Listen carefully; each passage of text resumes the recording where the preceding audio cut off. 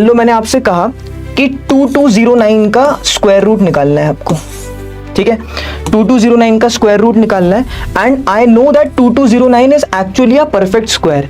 ये answer decimal में नहीं आने वाला है, ये 2209 जो है ये परफेक्ट स्क्वायर है।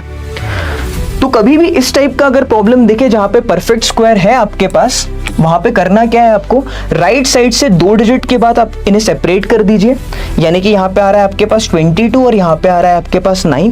ठीक है।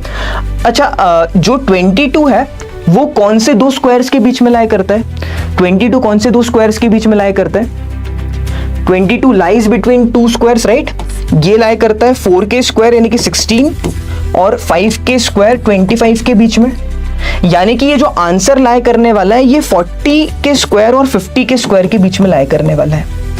Guys please tell me in the chat box कि क्या यहां तक चीजें समझ में आ रही है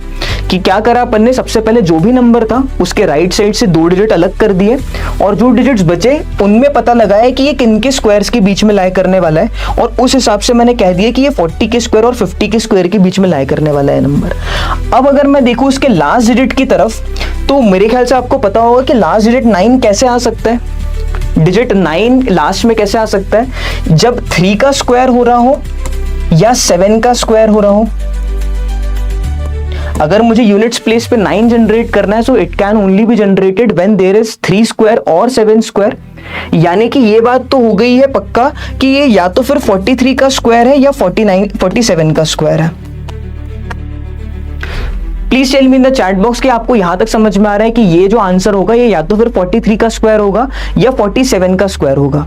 अब जरा मुझे बताओ कि ये 43 का स्क्वायर होगा कि 47 का स्क्वायर, ये कैसे पता लगाए।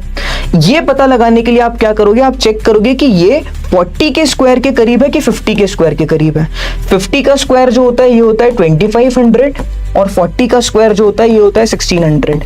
अब मैं देख सकता हूं कि ये 2209 डेफिनेटली 2500 के करीब है, यानी कि जो आंसर होगा वो 50 के करीब होगा, यानी कि दिस आंसर बिकम्स 47।